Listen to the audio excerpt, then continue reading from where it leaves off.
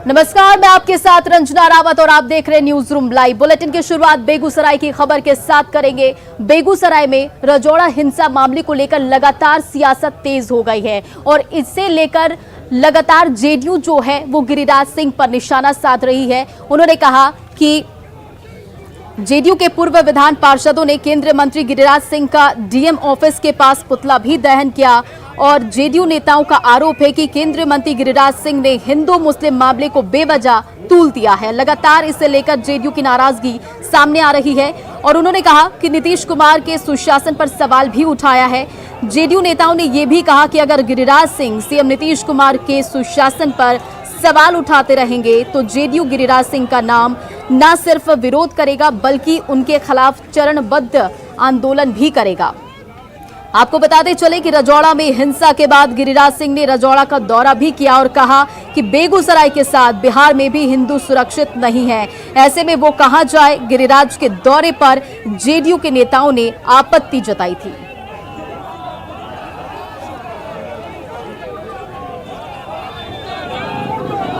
तो ये दो तस्वीरें आपके सामने। लगातार इस पूरे मामले पर सियासत तेज हो गई है। बेगूसराय की ये खबर, जहां बेगूसराय के रजौड़ा में मामूली विवाद में दो पक्षों के बीच हिंसक झड़प को लेकर लगातार सियासत जारी है और जेडीयू के पूर्व विधान पार्षदों ने केंद्रीय मंत्री गिरिराज सिंह का डीएम ऑफिस के सामने पुतला भी दहन किया और इस मामले पर उन्होंने कहा कि अगर यही रवैया रहा तो वो लगातार आंदोलन भी करेंगे।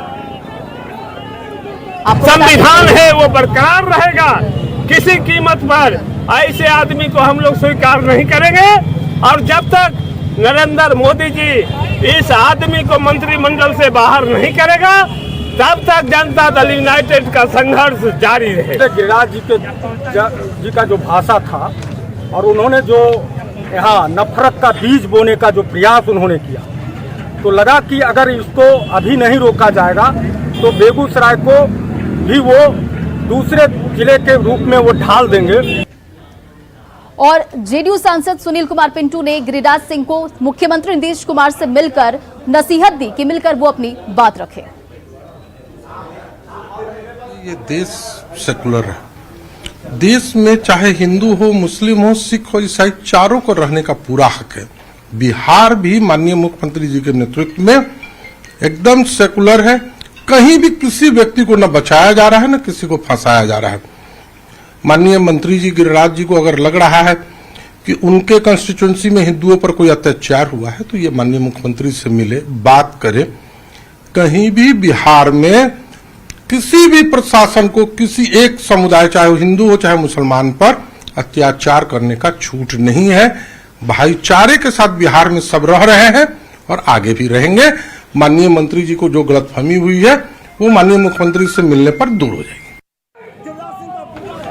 तो देखिए, लगातार रजौड़ा हिंसा को लेकर सियासत तेज हो गई है। मिलकर बात रखने की सलाह भी सुनील कुमार पिंटू ने गिरिराज को दी और अब जो है लगातार जेडीयू जो है वो कह रही है कि वो अगर इसी तरह का रवैया रहा तो वो आंदोलन भी करेगी।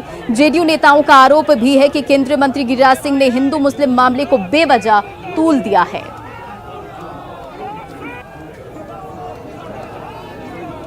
और हमारे साथ इस वक्त जेडीयू से प्रवक्ता अभिषेक झा जुड़ गए।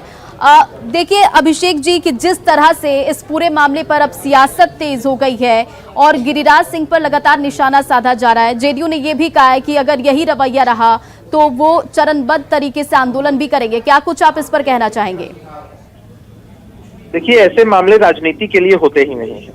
आप सब जानते हैं कि जब से नीतीश कुमार जी ने बिहार में सत्ता की बागडोर संभाली है, सांप्रदायिक दंगे नहीं होते हैं, आपसी सौहार्द का वातावरण रहता है, सभी जाति धर्म संप्रदाय के लोग परस्पर मेल के भाव से रहते हैं। कहीं किसी तरह की घटना अगर घटती है तो आपने देखा है कि पूरे मामले में कार्रवाई हुई है, गिरफ्तारियां हुई हैं और जो कोई दोषी है उसे बख्शा नहीं जा सकता है। लेकिन हम कहीं से भी इसके पक्ष में नहीं होते हैं कि इसको कोई भी सांप्रदायिक एंगल दिया जाए।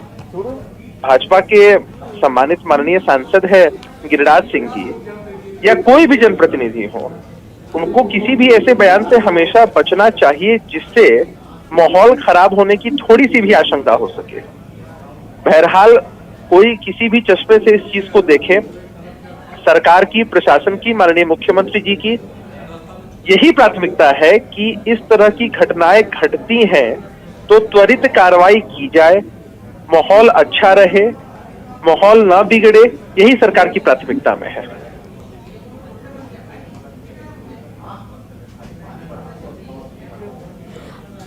जी, आपने इस पूरे मामले पर अपनी बात रखी, लेकिन देखिए अब इसे लेकर गिरिराज सिंह ने भी ट्वीट किया और उन्होंने ट्वीट करते हुए लिखा कि कट्टरपंथियों के खिलाफ और धर्म के पक्ष में अगर खड़ा होता है तो मैं अपराधी हो गया।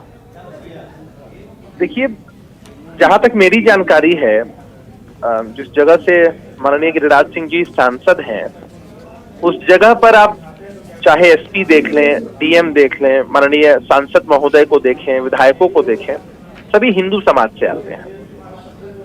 तो हमें कहीं से भी ऐसा नहीं लगता है कि पूरे बिहार में इस तरह की स्थिति उत्पन्न हुई है या हो भी सकती है, क्योंकि यहाँ सुशासन का राज है। नीतीश कुमार जी के संरक्षण में पूरा प्रदेश चलता है, प्रदेश का वातावरण बहुत अच्छा है। लेकिन इस तरह के जो बयान होते हैं, स्टेटमेंट्स होते हैं, वो उचित नहीं है। इस यूएसपी के लिए अगर ऐसे बयान दे दिए जाए तो हम कहीं से भी इसके पक्षधर नहीं हो सकते हैं। ना आप हो सकते हैं, ना हम लोग हो सकते हैं, ना बिहार की आम जनता है। तो जनता के बीच हमेशा सकारात्मक संदेश जाना चाहिए। जनप्रतिनिधि को हर कोई सुनता है। जब जनप्रतिनिधि अपने किसी मंच से बोलते हैं, चाहे वो सोशल मीडिया का प्लेटफॉर्म हो या फिर अगर किसी सार्वजनिक मंच से भी बोलते हैं, तो उनको सुनने वालों की संख्या बहुत होती है। चलिए अभिषेक झा, आप इन पूरे मामले पर अपनी बातें रखें, उसके लिए बहुत बहुत शुक्रिया। बढ़ते आगे और अगली खबर आपको सुपौल से बता रहे, जहां सुपौल के लौड़ पंचायत पर सरपंच पर बदतमीजी और छेड़खानी का आरोप लगा है। 3 लड़कियों ने छेड़खानी का आरोप लगाया। आपको बताते चले कि सुपौल के लौड़ पंचायत के सरपंच मोहम्मद मुस्तकीन पर दबंगई का आरोप लगा है। 3 बहनों ने सरपंच पर छेड़खानी का विरोध करने पर धारदार हथियार से जानलेवा हमला करने का आरोप लगाया है और हमले में एक लड़की की नाक भी कट गई है। हैरानी की बात है कि ये सब करने के बाद सरपंच खुद थाने पहुंच गया और पीड़ित परिवार पर चुनावी रंजिश में मारपीट करने का आरोप लगाते हुए शिकायत दर्ज कराया। पीड़ित परिवार के मुताबिक सरपंच ने अपने भाइयों के साथ मिलकर छोटी लड़की के चरित्र पर भी सवाल उठाया है और लड़कियों के साथ छेड़खानी की भी बात उन्होंने कही। इस घटना में सरपंच पक्ष के कुछ लोग भी जख्मी हो गए हैं। पुलिस दोनों पक्षों की शिकायत के आधार पर जांच में जुटी हुई है। घर में ये घर में बैठल रही उसे घर में घुस गए से बोरा घीच के निकाल बोलिए तो कहे है बहुते बात बोलले तो कहलिए तो अब हमरा को मारा लगले। सरपंच के भाई बेटा भला लेके भरसा लेके मर काट देलके घीच के ले गए झटा पकड़ के केसर के उखाड़ पुखाड़ लेके से बोरा सरपंच तोरा पर क्या हो, तोरा झगड़ा क्या करते हो? गलत इंजाम लगल के बहन पे वही पे बोल लिए तैसे लड़का सब फोर्स से ले घर में घुस गए, लड़की के साथ बदतमीजी करे लागले, छेड़खानी करे लागले। कौन? सरपंच के भैयारी सब के बाद हम ओरा बोल लिए, वो कल के अगर हल्ला करेगा तो जान से मार देंगे, आग लगा के उसी में झोंक देंगे। एक बार हल्ला किया तो एक बार हल्ला मचली तो ग्रामीण के लोग गए, एक बाद जैसे हल्ला फसाद तो वो सब भाग निकल गए। पंचायत में चुनाव खत्म हुआ, संपन्न हुआ है, उसके बाद से जहाँ जहाँ जाता हूँ ये टॉर्चर किया जाता है। उसी दौरान मतलब जो है सड़क की जमीन पर अतिक्रमण कर रहा था, मना करने पर मेरे साथ टॉर्चर किया, जिसके बिना हम सीओ साहब के यहाँ गए। सीओ साहब के यहाँ गए, सीओ साहब के यहाँ 17 आवेदन दिए और 19 को मेरे साथ इस तरह की घटना, मेरे ऊपर जानलेवा हमला हुआ, जिसमें मतलब जो है बाल बाल बच्चे मेरे और मतलब जो बेटा भतीजा और भाई सब मतलब जो है घायल हो गया, घायल अवस्था में मतलब जो है वो हॉस्पिटल में है। मैं सर यही चाहता हूँ कि मतलब जो है मुझे न्याय मिले, मुझे सुरक्षा मिले। और इस पर अधिक जानकारी के साथ हमारे संवाददाता अमित झा इस वक्त फोन लाइन पर जुड़ गए। अमित, देखिए 3 बहनों ने सरपंच पर छेड़खानी का आरोप लगाया और इस पूरे मामले पे जो बहनें हैं 3 वो भी घायल बताई जा रही है, तो क्या कुछ इस पूरे मामले पर अपडेट है फिलहाल? फिलहाल पुलिस दोनों तरफ से मामला दर्ज हो चुका है और उस मामले में पुलिस जांच में जुट गई है। लेकिन जिस तरीके से सरपंच ने करतूत को अंजाम दिया है, जिस दिन ये लड़कियां जब थाने पर पहुंची थी तो कई ग्रामीण भी उसके साथ में थे, जिसे देख के लगता है कि कहीं न कहीं लड़की के साथ निश्चित रूप से छेड़खानी या अन्य घटनाओं को अंजाम दिया गया होगा। सरपंच दबंग प्रवृत्ति के लोग हैं, राजनीति में उनकी गहरी पैठ है और जिसकी वजह से उसने घटना को अंजाम दिया। ये जो सरपंच है उन्होंने तो इस पूरे मामले को सिरे से खारिज कर दिया, इस आरोप को। देखिए, जिस तरीके से सरपंच के जो पावर होते हैं वो अतिक्रमण हटाने की बात कह रहे हैं, जो अतिक्रमण सड़क की जमीन को अतिक्रमण कर लिया गया। लेकिन सवाल उठता है कि सड़क की जमीन को अतिक्रमण करने का मतलब ये नहीं होता है कि कोई सरपंच जाके उसके पूरे परिवार के ऊपर मारपीट करे, उसके ऊपर गलत लांछन का आरोप लगाए। और लड़कियों ने जिस तरीके से बताया है, जो कहीं ना कहीं बात में सच्चाई नजर आ रही है। लेकिन फिलहाल पुलिस दोनों पक्षों से आवेदन लेकर जांच में जुटी हुई है। चलिए, इन तमाम जानकारियों के लिए बहुत बहुत शुक्रिया। और अगली खबर आपको बेगूसराय से बता रहे हैं, जहां बेगूसराय में सदर अस्पताल में इलाज के दौरान 2 कैदियों की मौत हो गई और पीड़ित परिजन जो हैं वो कह रहे हैं अस्पताल प्रबंधन पर उन्होंने लापरवाही का आरोप लगाया है। बताते चले आपको कि मृतक के परिजनों ने अस्पताल प्रबंधन पर इलाज में लापरवाही बरतने का आरोप लगाया है और मृतक चेरिया बरियापुर थाना क्षेत्र के खंजापुर निवासी राजेश सिंह और तेघड़ा थाना क्षेत्र के मधुपुर निवासी रामप्रवेश सिंह है। आपको बताते चले कि तबीयत बिगड़ने के कारण जो जेल प्रशासन है इलाज के लिए सदर अस्पताल में भर्ती कराया गया था, लेकिन इलाज के दौरान ही दोनों की मौत हो गई। घटना के बाद मृतक के जो परिजन हैं, जेल प्रशासन और अस्पताल के खिलाफ आक्रोश है और परिजनों के मुताबिक डॉक्टरों ने इलाज में लापरवाही बरती, जिसके कारण दोनों की मौत हो गई। यहाँ पर लाया गया हॉस्पिटल, हम लोगों को खबर हुआ, हम लोग यहाँ पर आए, देखे बहुत हालत खराब था। हम लोग चाहे बाहर कहीं इलाज करवाने के लिए लेकर जाएं, लेकिन ये लोग जाने के लिए नहीं दिए। दवाई उवाई हम बाहर से लाकर दे दिए हैं, अपना दे दिए। यहाँ पर हमको रहने के लिए भी नहीं दिया गया, बाहर भेजवा दिया गया। तो हम लोग जैसे घर पहुँचे 10 मिनट के बाद फोन आया जो गुजर गए। जमीन के विवाद में लड़ाई था, इसी कारण इसको फंसाया गया निर्दोषी को। और उसके बाद पूछा करके 1 महीनों से बीमारी के दौरान देखभाल नहीं होने के कारण इसको कोरोना आत्महत्या हो गया। विकासशील इंसानियत पार्टी यानी कि वीआईपी प्रमुख मुकेश सहनी ने आज पटना में प्रेस कॉन्फ्रेंस किया और प्रेस कॉन्फ्रेंस के दौरान उन्होंने बीजेपी पर जमकर निशाना साधा। उन्होंने बीजेपी पर आरोप लगाया। उन्होंने कहा कि बीजेपी ने पार्टी को तोड़ने का काम किया है। उन्होंने कहा कि वो लगातार संघर्ष भी करते रहेंगे। भारतीय जनता पार्टी को भी शुभकामना देते हैं कि 74 विधायक बनाने में सनब मल्ला का योगदान था और हम लोगों ने मिलकर उनको 74 विधायक बनाए। जब तक मेरे शरीर में सांस रहेगा तब तक मैं अपने समाज के हक अधिकार के लिए, अति पिछड़ा के लिए लड़ाई लड़ते रहूंगा। किसी के सामने में कभी नहीं झुकूंगा, चाहे दुनिया का कोई भी ताकत क्यों ना हो। आपने अभी हाल फिलहाल में आपने देखा कि चिराग पासवान जी का पार्टी किस तरीके से तोड़ा गया, परिवार में फूट डाला गया, लेकिन क्या हुआ आज देखिए, लालू जी ने इतना अच्छा काम करने के बाद भी आज जेल में है। तो ये सब संसार का एक पार्ट है, ये होते रहेगा, इसके लिए हमें घबराने की आवश्यकता नहीं है। और बीते दिन वीआईपी के 3 विधायक जो है बीजेपी में शामिल हो गए और इसे लेकर कांग्रेस ने पलटवार किया है। कांग्रेस के राज्यसभा सांसद अखिलेश सिंह ने विश्वासघात करने का मुकेश सहनी पर आरोप लगाया है।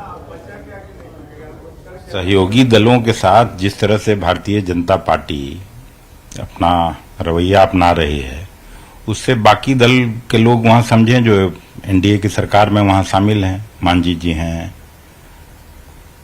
अब इन लोगों को सोचना पड़ेगा कि इनके साथ सत्ता तो आके एंजॉय कर रहे हैं, लेकिन अपना पूरा अस्तित्व ही समाप्त हो जा रहा है।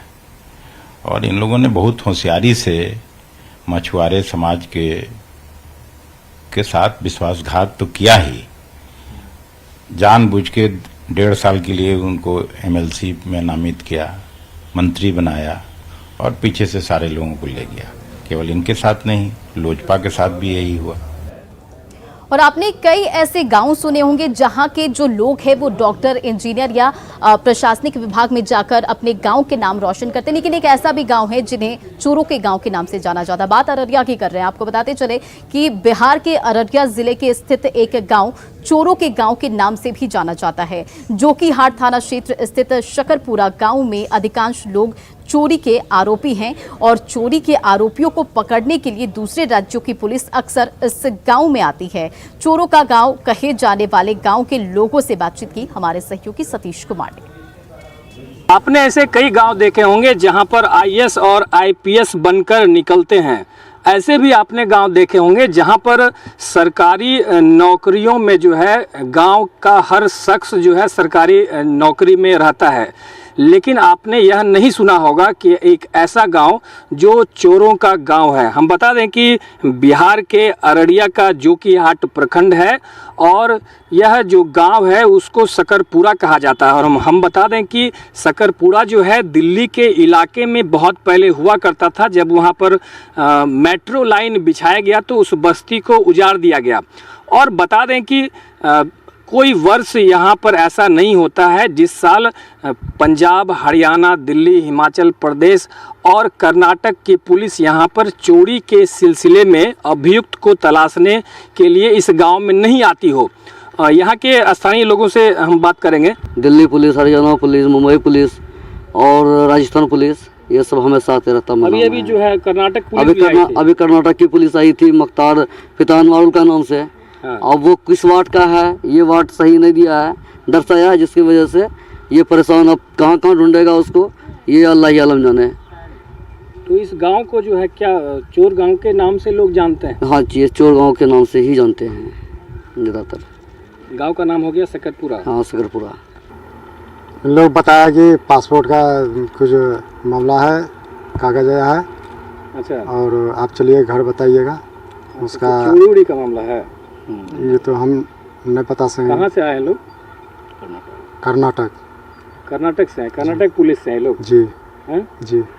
तस्वीर में साफ तौर पर आपने देखा कि अररिया के जोकीहाट ब्लॉक का यह सकरपुरा गांव जो है, ये जो है इस गांव को लोग चोर गांव के नाम से जानते हैं।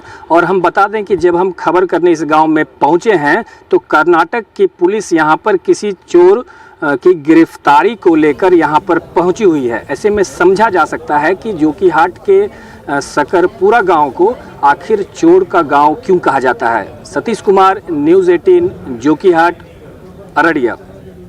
और अब बात सीतामढ़ी की। सीतामढ़ी के लोगों को राज्य सरकार की ओर से तोहफा मिलने वाला है। तकरीबन 550 करोड़ की लागत से मेडिकल कॉलेज जो बनकर तैयार हो रहा है और अब जो इसका काम भी है वो तेजी से किया जा रहा है। आने वाले 2 सालों में इसका काम जो है पूरा हो जाएगा। आपको बताते चले कि सीतामढ़ी के डुमरा के मुरादपुर में तकरीबन 550 करोड़ की लागत से ये मेडिकल कॉलेज का निर्माण तेजी से हो रहा है, जो कि आने वाले 2 सालों में पूरा हो जाएगा।